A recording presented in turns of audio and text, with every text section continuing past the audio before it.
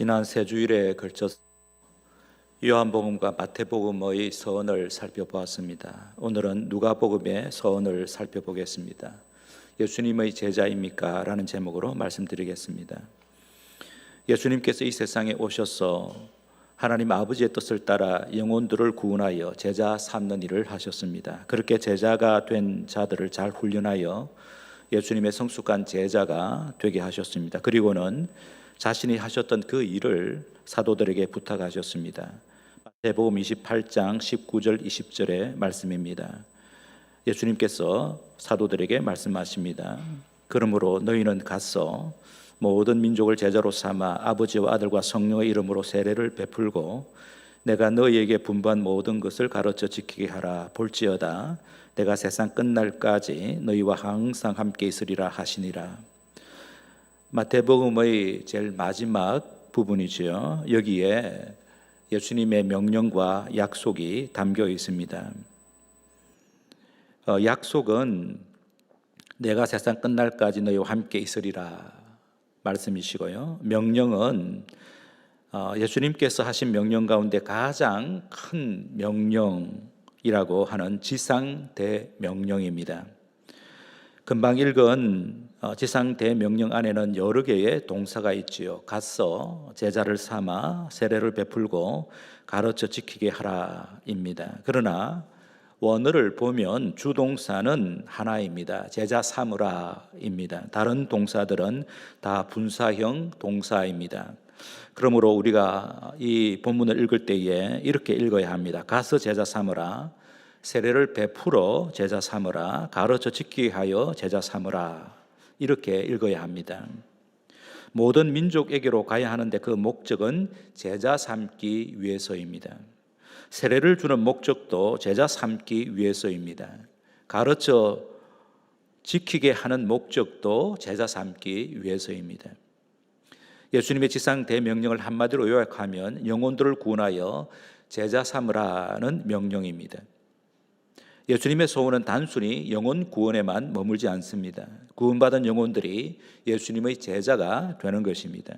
한 영혼이 구원받아 예수님의 제자가 되고 예수님의 제자가 예수님의 성숙한 제자가 되는 것이 예수님의 최고 소원입니다. 예수님께서 제자들을 떠나 하늘로 가시기 전에 자기의 최고 소원을 제자들에게 밝히셨고 그 소원을 이루기 위해 헌신하라고 명령하셨는데 그것이 바로 예수님의 지상대 명령입니다. 이 지상대 명령을 받은 예수님의 사도들이 그 명령에 순종했습니다. 그로써 많은 사람들이 예수님의 제자가 되었습니다. 그렇게 예수님의 제자가 된 자들로 인하여 더 많은 사람들이 예수님의 제자가 되었습니다. 그러므로 11사도이든지 11사도에 의해 제자가 되었든지 그 제자들에 의해 또 다른 제자들이 생겼든지 간에 그들 모두가 다 예수님의 제자입니다. 모든 성도가 다 예수님의 제자다. 이것이 복음서와 사도행전의 한결같은 주장입니다. 여러분과 제가 예수님을 구주와 주님으로 믿는다면 우리 모두는 예수님의 제자입니다. 물론 성숙도에 있어서 차이는 있겠지요. 성숙한 제자, 덜 성숙한 제자로 나눌 수 있지만 그럼에도 모든 성도는 다 예수님의 제자입니다. 오늘의 설교 제목이 예수님의 제자입니까? 인데 이 질문에 우리가 무엇이라고 대답해야 할까요? 예, 부족하지만 제가 예수님의 제자입니다. 예수님께서 저를 구원하여 제자 삼으셨으므로 누가 뭐래도 나는 예수님의 제자입니다 라고 답해야 합니다. 우리가 예수님의 제자라면 우리도 사도들이 받았던 지상대 명령에 순종해야 합니다. 그러므로 지상대 명령은 오고 오는 모든 시대의 모든 성도들에게 주신 명령입니다. 다시 말하면 교회에 주신 명령입니다. 성도와 교회의 존재 목적이자 최고의 사명은 뭇 영혼을 구원하여 제자 삼는 것입니다.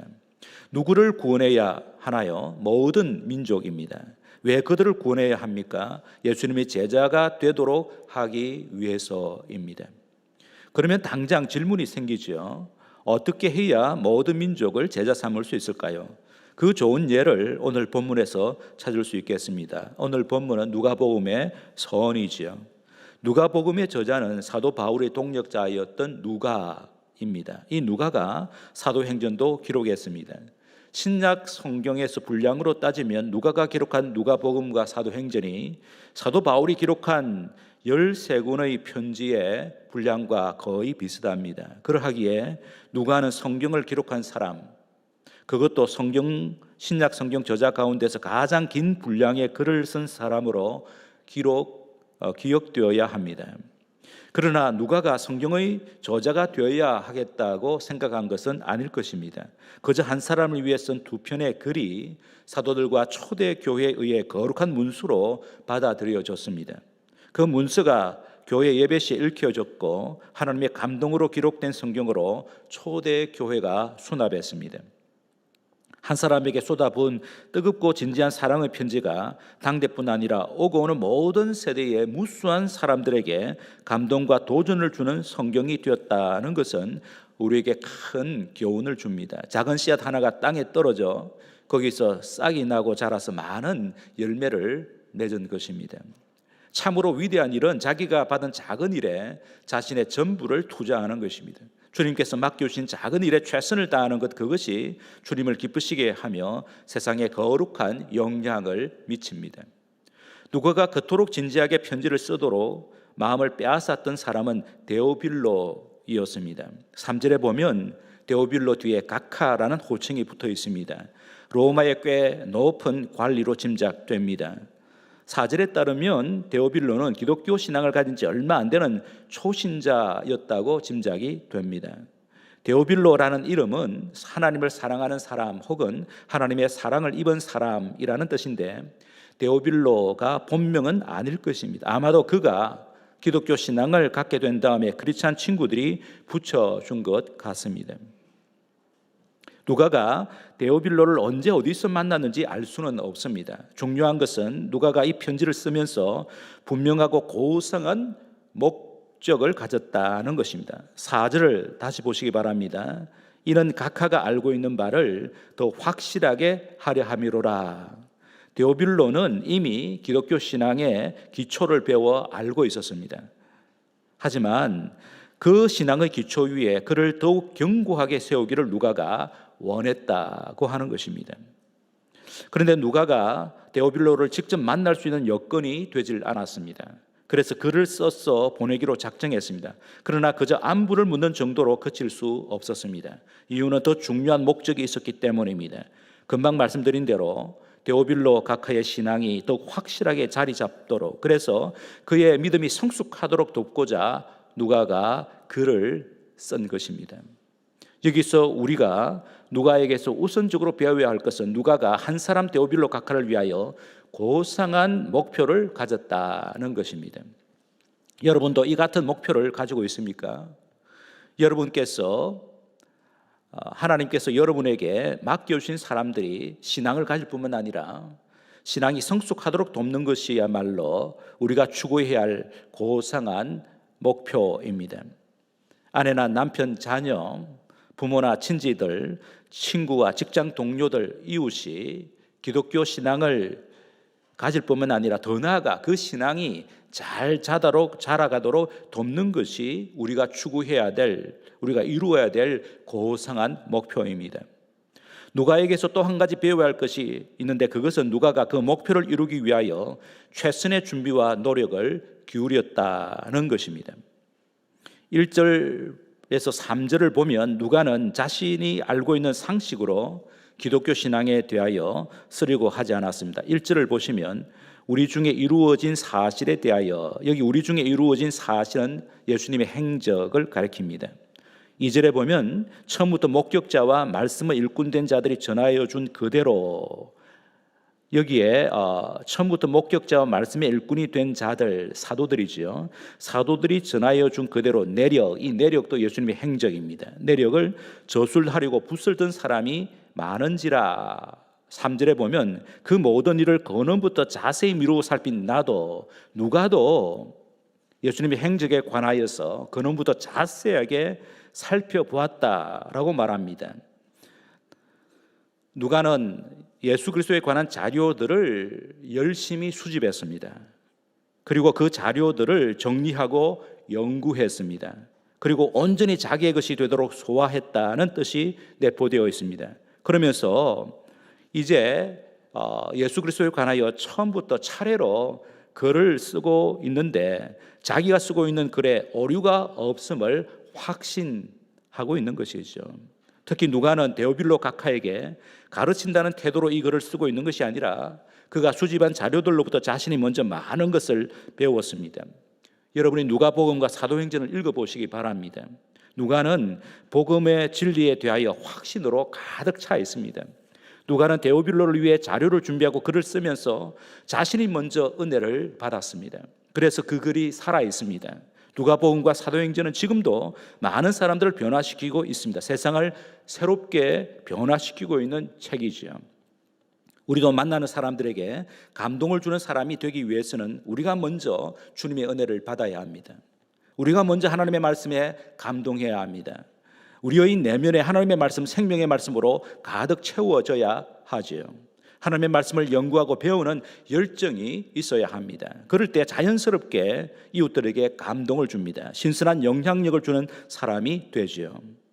누가에게서 또 하나 배워야 할 것은 누가가 한 사람 데오빌로 각하의 변화와 성장을 통하여 세계가 변하는 꿈을 꾸었다는 것입니다. 물론 데오빌로 각하 한 사람의 믿음이 성숙해지기를 바라는 목적으로 두 편의 글을 썼습니다. 하지만 데오빌로 한 사람의 변화와 성장이 미치게 될 놀라운 파급 효과를 누가가 기대했을 것이 분명합니다.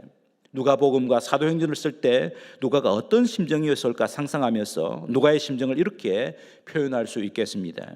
데오빌로 각하여, 당신은 참으로 복받은 사람입니다. 하나님이 사랑하시는 사람이기 때문입니다. 각하여, 부디 이 글을 통하여 새로운 비전을 보십시오. 하나님께서 로마를 새롭게 변화시키기 위하여 당신을 선택하셨다고 저는 믿습니다. 그래서 저는 각하를 생각하며 로마의 변화를 꿈꾸고 있습니다. 각하를 통해 로마가 그리스도께로 달려오는 것을 봅니다. 그래서 제 가슴이 뜁니다. 데오빌로 각하여, 이제 당신은 그저 자신의 영달을 위해 줄을 선 사람이 아니지요.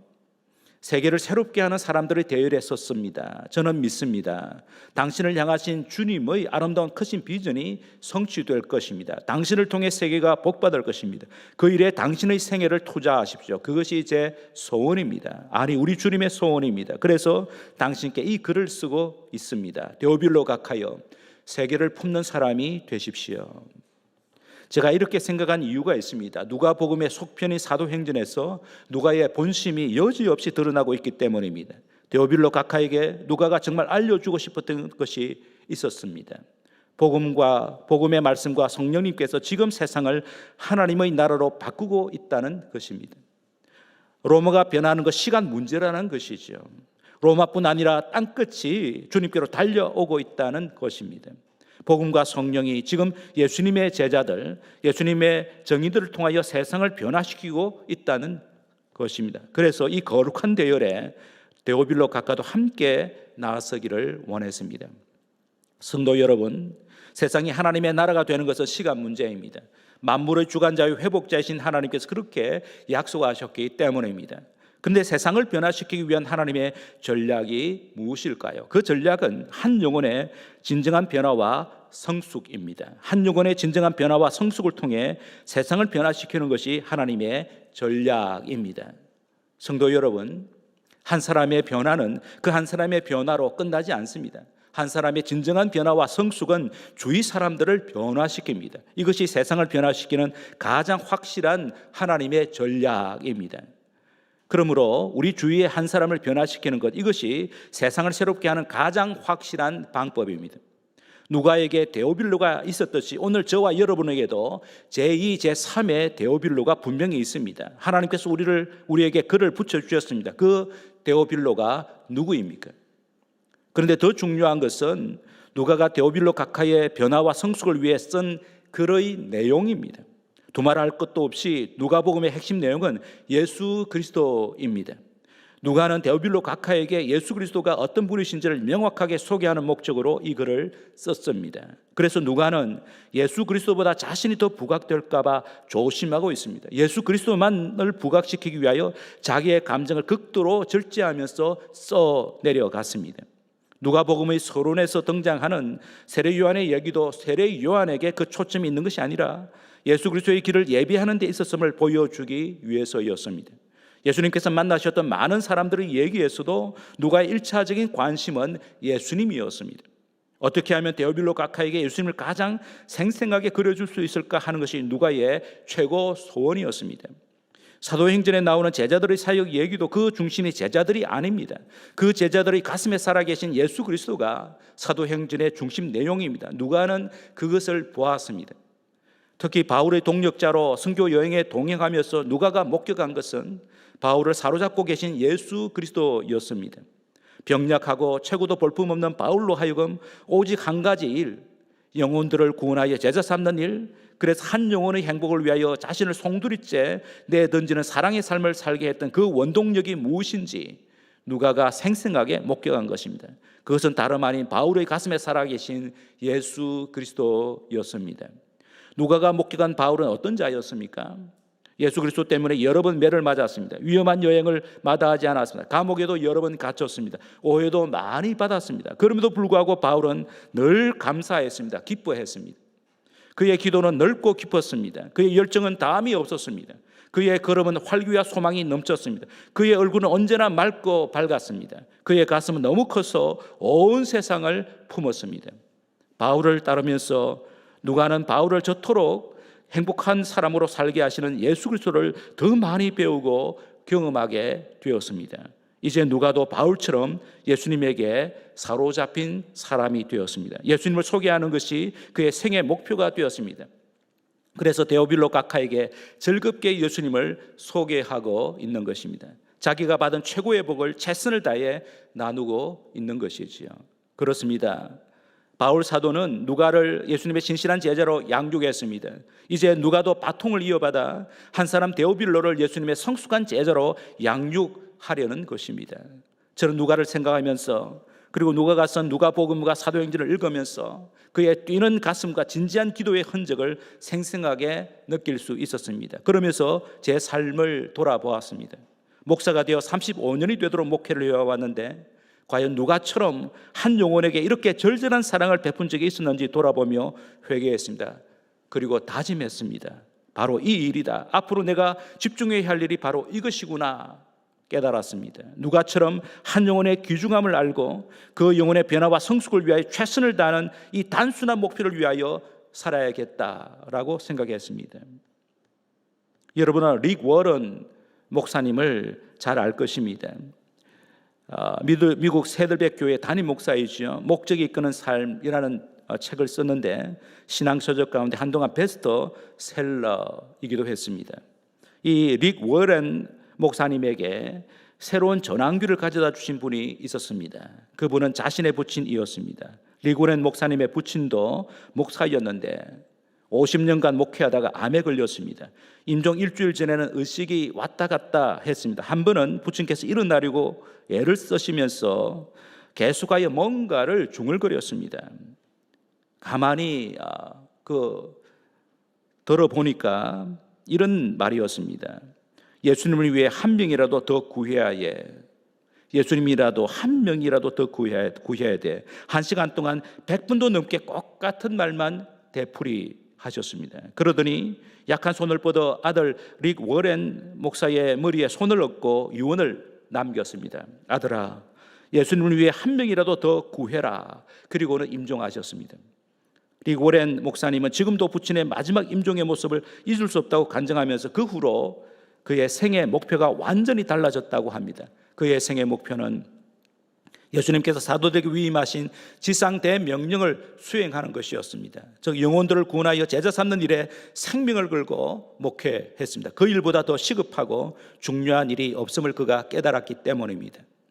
릭 워런 목사처럼 누가처럼 우리도 한 영혼을 구원하여 제사 삼는 일에 헌신한다면 우리에게 무슨 일이 일어날까요? 적어도 두 가지의 결과가 나타날 것입니다. 첫째로 주님이 우리를 놀랍게 사용하실 것입니다. 그래서 세월이 어려울수록 우리의 진가가 드러날 것입니다. 누가를 보시기 바랍니다. 그가 쓴 2권의 편지가 성경이 되었습니다. 누가복음, 사도행전이야말로 한 영혼을 구원하여 제자 삼는 데 가장 충실하고 효과적인 책이 아니겠습니까? 그 책을 읽은 무수한 사람들이 변화되고 성숙한 그리스도의 제자가 되었습니다. 영원한 베스트셀러가 되었습니다. 릭 워렌 목사님을 보시기 바랍니다. 그가 세운 새들백 교회가 얼마나 크게 부흥했습니까? 그가 쓴 목적이 이끄는 삶이 베스트셀러가 되었습니다. 그 책을 읽은 사람들이 주께로 돌아오고 있습니다. 우리가 한 영혼 구원하여 제자 삼는 일에 헌신한다면 무슨 일이 일어날까요? 둘째로 주님께서 우리와 함께 하시는 놀라운 경험을 하게 될 것입니다. 한 영혼을 구원하여 제자 삼는 일에 뛰어드는 당신의 제자들에게 예수님께서 약속하셨습니다. 볼지어다 내가 세상 끝날까지 너희와 항상 함께 있으리라. 이 약속대로 한 영혼 구원하여 제사 삼는 사에게 헌신할 때에 주님이 우리 곁에 계시는 생생한 경험을 하게 될 것입니다. 이 경험보다 더 크고 놀라운 경험이 있을까요? 그러므로 우리도 누가처럼 한 영혼을 구원하여 주님의 성숙한 제자 만드는 일에 뛰어들어야 합니다. 이 일이 우리 모두의 생애 목표가 되어야 합니다. 어떻게 하면 이 일에 즐겁게 헌신할 수 있을까요? 제가 애송하는 시 한 편을 소개하겠습니다. 조동화 시인이 쓴 시입니다. 제목은 나 하나 꽃 피어입니다. 나 하나 꽃 피어 불밭이 달라지겠냐고 말하지 말아라. 내가 꽃피고 나도 꽃피면 결국 불밭이 온통 꽃밭이 되는 것 아니겠느냐. 나 하나 물들어 산이 달라지겠냐고도 말하지 말아라.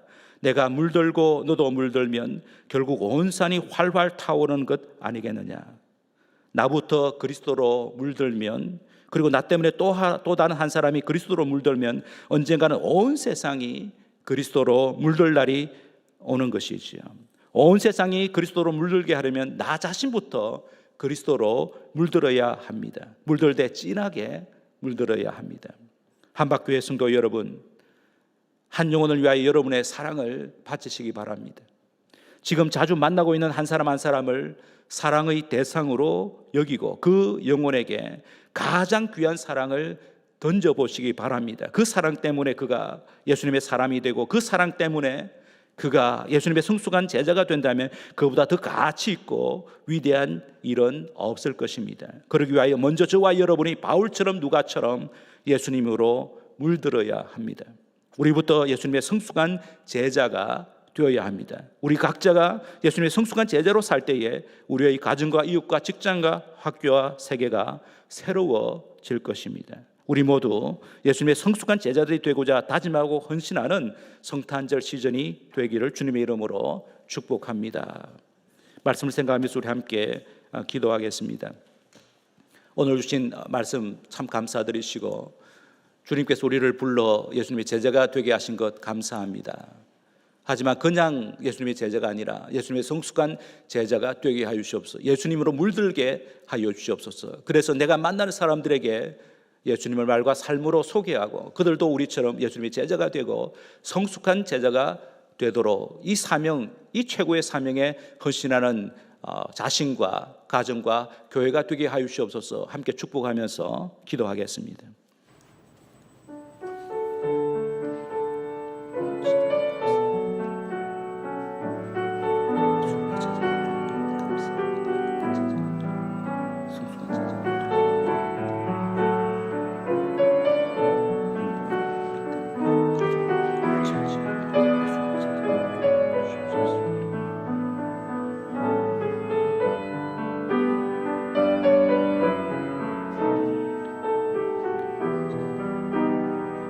예수님의 제자가 되어